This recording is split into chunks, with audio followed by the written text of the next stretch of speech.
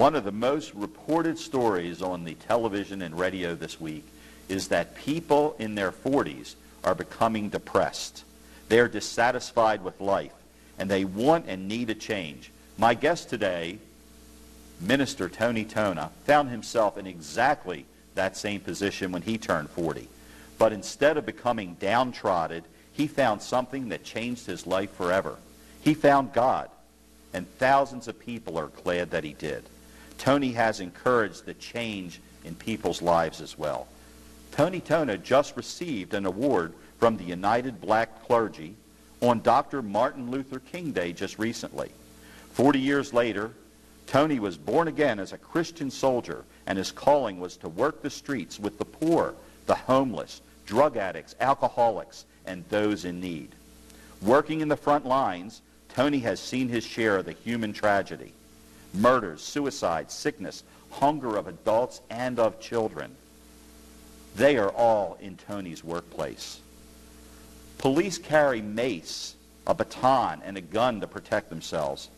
Tony, while in the harsh environment of the streets, carries his shield, a duct tape Bible. Enough of me telling you about Tony. Let him tell you. Minister Tona, welcome to today's guest show. Thank you, Frank. Appreciate you having me on Wow, the it show. is such an honor to have you on the show today. I've been looking forward for this for so much time. So why don't we get started and tell us about how you felt before you became a born-again Christian, and what made you change, and how do you feel afterwards? Well, in the beginning, I was kind of confused. I was going through a divorce, and about 5 or 6 months later, I was just laying in this bed, and this person gave me this tract, and I asked Jesus to come into my life. And I already thought I had him in my life, but it wasn't so. And that particular day, things have really changed for me. My eyes opened up, gave me a whole new outlook on life, and it drove me to the streets. So let me just interject here. I understand that you come from an Italian heritage. That's correct. So you probably have either Catholic or Christian. So all through your life, you felt that you had the presence of God within you, but you just didn't realize how much you needed until you got into your 40s, and then all of a sudden this changed. Right. I had God. I was looking to God, but when I turned 40 and I asked Jesus to come into my life, developed a personal relationship with him. That's where it counts, is having that relationship with God and to follow his word. And that's what started me off, listening to God and following his word. And then what happened afterwards, after you became a born-again Christian? I guess you had a totally different feeling and emotion in your life. Well, I was confused, and God just opened the doors and led me to certain people, and they explained to me what happened that particular day. My eyes were opened, I heard, and I saw things that were different that I didn't see when I was living in the secular world. And I knew that I was born of God at that point, and it was great. It was a great feeling. I was lifted up by him, and I was really, the most important thing, I was given his love. I really, really felt the love of Jesus on me at that time. And I can feel that also. People can feel that when they just talk with you. Why don't you give us a typical example of your day? What happens when you get up in the morning? Well, when I get up, I go through the normal routine. Nature has its call on you. And before I leave the house or the apartment, I wind up reading my Bible. I have to read my Bible every day. It's just like putting on clothes in the morning. And once I do that, I'm ready to go, because when you go out to the streets, you've got to have some backup. And I have the word of Jesus in my heart, and he's my backup. And he's always there with me. He'll never leave me or forsake me, and that's with anybody. So I have that encouragement with me every day that I'm out there. May I ask what your living conditions are? Well, right now they're pretty good. I live in a little apartment house, just a 3-room apartment, a little kitchen, and so on. And I'm doing fine right now. And I've heard you, people have called you this. I don't think you call yourself this, but that you are a street minister. Right. And what's it mean by when they say you're a street minister? I guess it means because they see me pay more attention to the streets. I don't call myself a street minister. I'm just a regular minister. Jesus was in the street. We don't call Jesus a street minister. He spent most of his time in the street. So I'm a minister. I minister anywhere where there's a need. It could be jails. It could be businesses or anywhere. So now you get up each day. You do what we all do. We get ourselves together, and you read your Bible. Right. And then I guess you're directed to do whatever it is that you're going to do today? I mean, you're going to go out to the streets. We talked about the homeless, the poor that are out there. You really don't know what to expect when you Right. leave your door. Exactly. Can you tell us a little bit about that? How do you help out there? Well, sometimes I get a phone call, and I answer the phone, of course, and I have to deal with that problem. But when I go out into the streets, I just cruise the streets looking around for people, or I have little things to do, like I might have to be in court that particular day with a person that has a problem, or I could go to a jail, so on and so forth, or even a hospital. Someone tried to commit suicide the day before, and he has a sickness. But I do get calls also that lead me out into the street in different locations to go to help these people in need. You have a story about I heard this, I think I read it in the newspaper, about how you helped a homeless woman? Yeah, what happened was, real quick, I was in this dealership, and I happened to see this TV show that was on. It was a news was showing at that time, with Channel 13, and they put this picture of a woman up on the screen that she was homeless, and apparently she had Alzheimer's. Now, I met this woman like 2 days before, so when I saw the picture, I knew exactly where she was, and when I first met her, I asked her if she wanted help. She was kind of shrugged me off. She didn't want any help, but I did buy her some food. She looked like she was really in trouble. She was an elderly lady, and I knew that was the woman, so I went back, and sure enough, she was there. I went over to the state police barracks, which was a short distance away, and I told the trooper that was in charge that day that there's a lady out here. She's been on TV. She's missing. She's homeless. We need to get her and bring her in and get her back to her family or to the clinic that she was at. This was in Baltimore City at the time. So they came out with me. I showed them where she was, and I walked her across to the barracks, and they called the news station and told her we had her, and that was the end of that story. Oh, so she was actually lost. And, yes, and you, absolutely. For some reason, 2 days before, you noticed her. Right. You were drawn towards her. You right. noticed her, but you didn't know what to do. I noticed, right. And then when you saw the news story, you knew where to find her, and right. you were able to right. guide her to the police and right. get her taken care of. Well, how else do you help the homeless? I mean, you just don't walk up to anybody. And in this case, you had some sort of feeling you were drawn to her. But how do you do your daily work where you're helping the homeless? And I know you said you gave her some money for food. You feed the hungry. What is that about? How does that actually take place? That fascinates me, that you can just go out there with all this homelessness and lack of food and all like that, and you know what to do. Well, it's 23 years of training, really, by the Holy Spirit. You just could sense people that are in trouble. You could tell by what they wear, or how they walk, and how they're completely dressed, and the condition that they're in. And so happens that a lot of people in this area that I know through the years, which is easier for me now than it was years ago. But that's how I get to meet them. And there's also, you go to court, you can read the paper. There's people in trouble that have just been arrested for things, and you could go to jails and visit them. There's so many things that we could do as Christians to help out that they have to get out there and be motivated to do these things. I guess ultimately, if we all did something to help out, this world would not be in the condition it is in right now. You were involved in some suicide attempts of people that were trying to commit suicide, can you tell us a little story about that? Yeah, we had one individual in particular that comes to mind right away. He attempted suicide several times. One day he came into my meeting. He took out a razor blade and started slicing up his wrist in front of me, and I grabbed the blade. I grabbed the blade out of his hand. Told the buddy that was sitting there with me to call 911.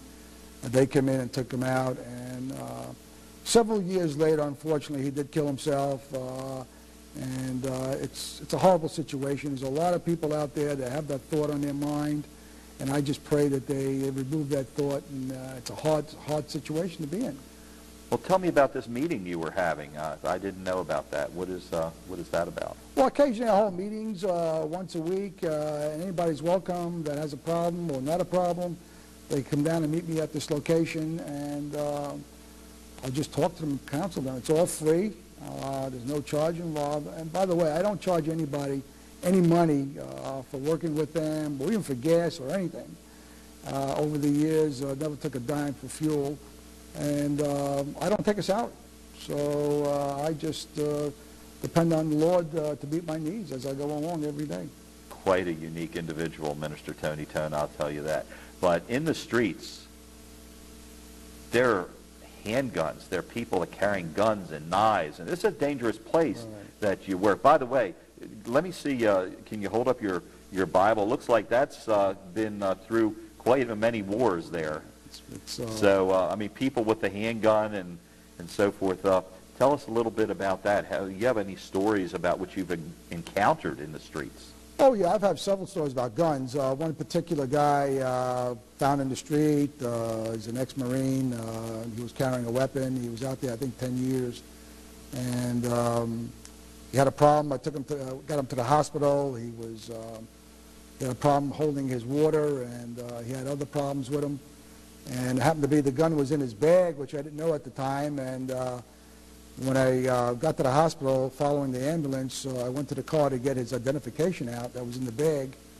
As I went to pick up the bag, the guard told me, he spoke to my spirit, clear as day. He says, there's a gun in that bag, and I zipped it open, and as I reached in, I felt that cold metal on my hand, and here it was, a fully loaded automatic. The hammer looked like it was jammed, but I didn't want to mess with it. And I was in a residential area right there in the city, holding this gun in my hand, and I shoved it back in the car, in the bag, and I called the police. They came down, took a statement, and what they did was they went to speak to the individual, and thank God it wasn't used in any crime, according to my knowledge and according to their knowledge. And that was the end of the story, basically. We got a gun off the street, which was the most important thing. Wow. Now, I know that you do a lot of your work here in the Baltimore, Washington, Annapolis area, but that doesn't mean that you're just stuck in this area. I heard that you lived on the streets in New York for quite some time. How did that come about? Yeah, that was a great experience for me. It was an adventure. God had called me in 2005. Actually, it was 2004. He wanted me to go live on the streets of Manhattan, and the reason for that was there right now, I don't know, at that time was between 38 to 40,000 people living on the streets of Manhattan alone. And he wanted me out there to talk to the people, to pray with them, to encourage them. So in 2005, I went out there in May, and I didn't go out there to see what it was like, because I know what it is to be on the street. Not that I spent a lot of time on the street, because I was homeless once or twice for a couple of days. That was about it. And so I went out there, and I lived on the streets, slept in the shelters. I ate with them in the morning. I ate with them in the afternoon, and just roamed the streets, just meeting people and praying with them. I was in drug-infested areas. There's parks out there where they hang out during the daytime, and one group of guys I happened to walk up on one day, and they were shooting needles in their arms, and I didn't know what to do. I was kind of startled. I was only about maybe 5-10 feet away from them, and he just looked up at me as he was pulling the needle out, and he said, he just looked at me. He didn't say anything. And I said, God bless you. And he says, I never forget those words. It just touched me. He says, I needed that. He just needed some help. He needed somebody to bless him, to tell him that they cared for him. And at that time, I just walked away because there was another gentleman there, and apparently they were ready to shoot up also. And I just prayed for them in my own heart that things will change for them in their lives. But there's been so many experiences I've been through in Manhattan. Are the homeless and the drug addicts and all up in New York City and Manhattan any different from the people that you run into down here? They're all the same. They have a tremendous void in their lives.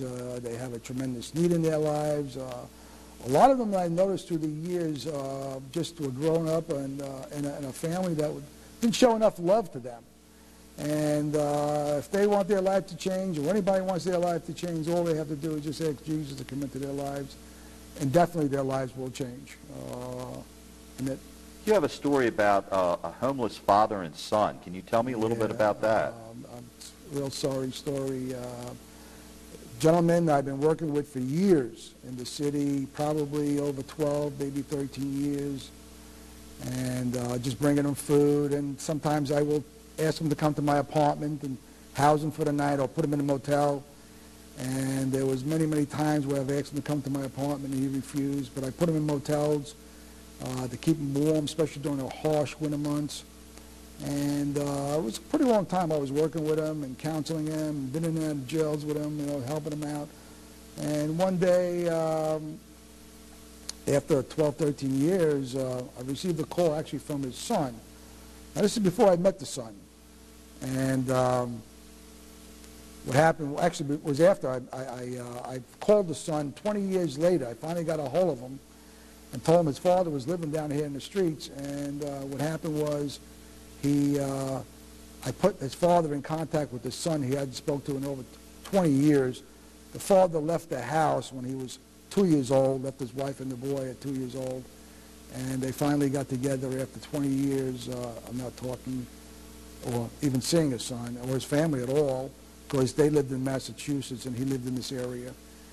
And it was a blessing in a way, because 6 months later, the boy actually talked to his father, and the father had passed away. They found him laying in the street. He was dead, laying by the van where he was. But at least you were able to bring them back together. Yeah, it was a great day. I mean, I tried to talk to them and him for years to try to get me to contact somebody in his family, and finally, just by God, just opened the door.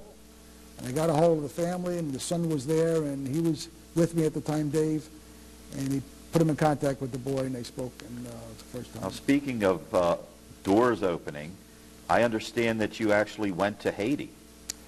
That's another experience and adventure. Yeah, I was in Haiti. I've been on 3 trips to Haiti, been by myself. It's a rough country. It's one of the poorest countries in that hemisphere. I just happened to meet this guy through a letter that he sent me.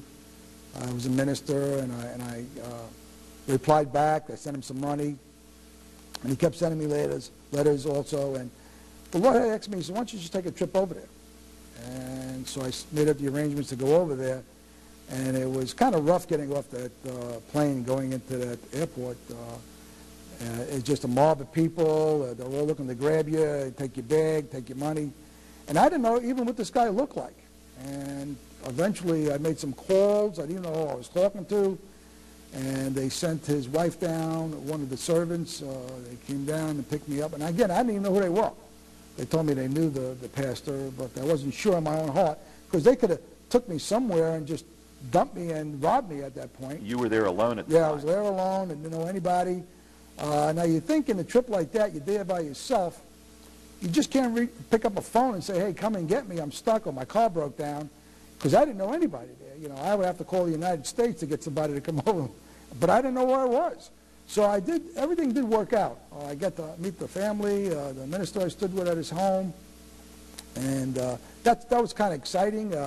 Just to give you a brief description, this area. Tell us about that, because you're in a foreign country. Right. I would imagine there's a language difference also. Yeah. Things aren't like they are here in the United States. Right. I presume you had to have a passport and all to get over there. Absolutely. But here you are now. You're alone. You're not with an entourage. Right. You're there all by yourself. You're there to meet a family. And I don't know, this has to be pretty scary in its own right. But you're driven. Right. And you have your shield with you. But just give us a little more details about how that went and what was accomplished. Well, first of all, I went through the city, Port-au-Prince, which is the capital, during a rough time. They were burning cars in the street, and I seen tires. I actually got pictures of these tires that they lit up on fire, and they would roll them in front of the cars as we would go by. It was kind of tense, but I knew I had the Lord with me, because I wasn't really by myself. I had Jesus with me. All right. And you go down these rocky roads, and it's rough terrain, and this is the city, supposedly, in Port-au-Prince. And when I got to the place where we were going to reside for a couple of days, first of all, they had this iron gate that there was a guard there, it was a servant. They opened the gate up, made sure who was coming in, and they had this wall. It was like a little compound. They had a wall around it, and it was kind of high, and they had all these sharp pieces of broken glass on the top. So if anybody tried to come over at night, they would get cut. And they had these 2 dogs. I mean, just to get through that was a strain in itself. They would bark, and they would wake up the people. It was kind of rough, and they had no really running electricity there. Electricity would go on and off during the daytime. It was extremely hot. And, of course, these dogs would bark at night. If there was anybody trespassing on the property, and you were locked in.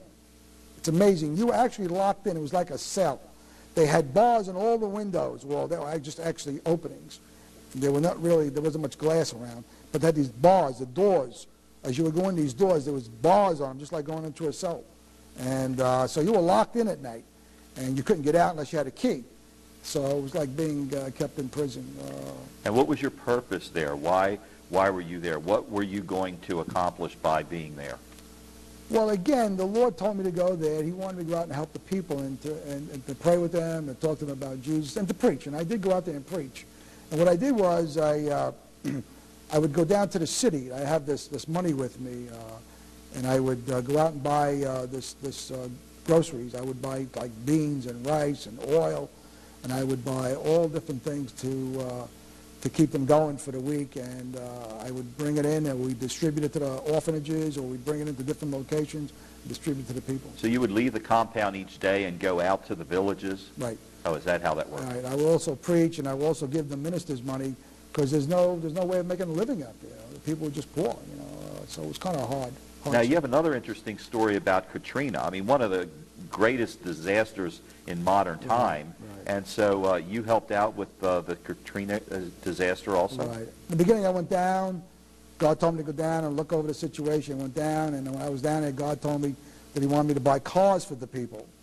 So I came back up, and I started talking to some of the people I know up here. I told them I wanted to buy a couple of cars, and God just opened the door, and this individual came over to me and said, listen, I'll put up the cars. I'll buy the cars for you. Let's buy 10. So we bought 10 cars, and we also hired a transporter, and we transported 10 cars down to Gulfport, Mississippi. I had contacted a minister down there when I was down there the first time around. He got me a list of names of people, of cars that were destroyed in the storm, and we just had everybody sign this piece of paper. We had all the paperwork from the cars from up north here, and I brought everything down, met the tractor trailer down there. We unloaded the cars, and we gave the cars out. It was great. Well, it sounds like you're living a pretty exciting life. Yeah.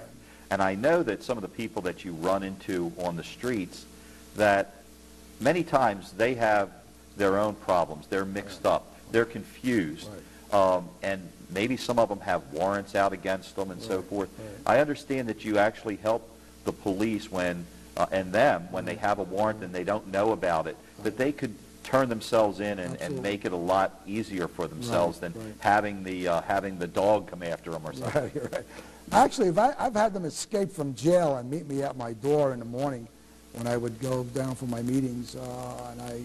But one particular story that comes to my mind real quick, a young individual had 3 warrants out on him from different locations. I met him in the city.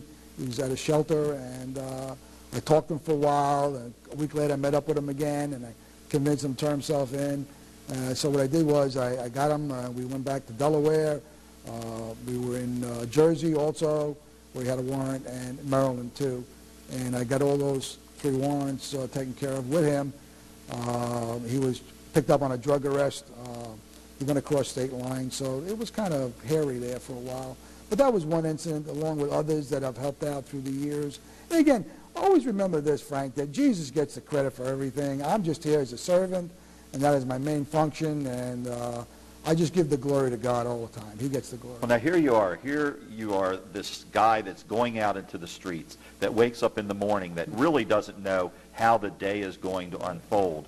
And then you're here on a TV show being interviewed on Today's Guest. Right. And I've actually seen you on television.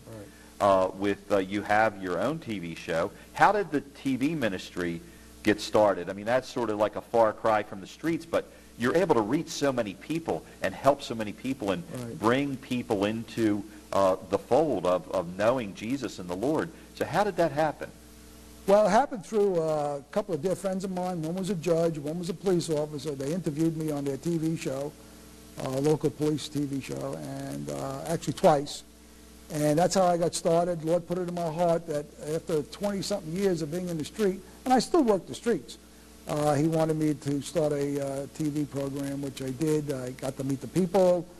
We set it up, and I've just been blessed by these volunteers and the producer that's produced the show. He's been a great guy, born-again Christian.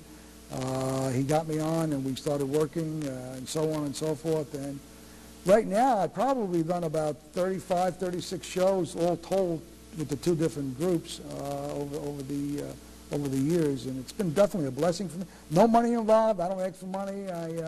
I'm not that type of individual. I give the blessings out. It's more blessed to give than receive.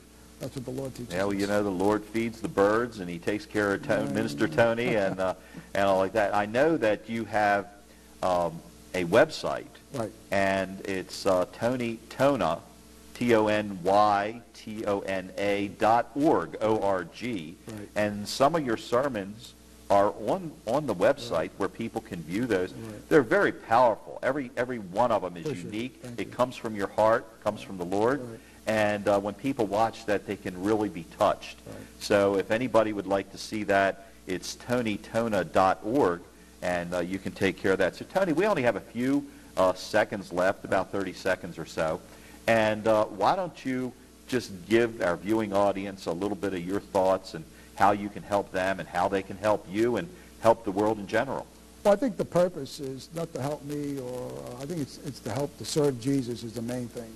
It's to get out there and do the work of the Lord. You know, we see a lot of different things going on in the world, on TV, etc. We have a responsibility to the kingdom of God. We see these churches out there that are trying to exploit the Lord and the kingdom of heaven for their own gain, and we got to stay away from that stuff. That's not outlined in the scripture verses, and we got to learn to read what Jesus is actually telling us to do. It's just a horrible situation sometimes. And again, we're part of the creation of this world, what's going on today. We're part of the blame. The church takes part of the blame what's going on in the world, and we have to turn things around. We have to follow God's rules. I always emphasize this, Frank, when I'm in the street. You got to emphasize the rules that are in the Word. And it's hard, you know. I even have trouble with it. But all I can tell you is if you try, things will get better for you. I don't care what situation you're in, Frank. Just look to God for your strength. Things will change. Well, I'll tell you what, Tony, what a pleasure it is to have you on the show, on today's guest. And if anybody has some ideas, had some thoughts, how they can help Tony, how they can help themselves with serving the Lord and doing the Lord's mission, you can get in touch with Frank at today'sguest.com. That's Frank at today'sguest.com. You could also email me at frank@90daygoals.com, and I'll certainly get your information over to Minister Tony Tona so that he can continue the good work that he's doing.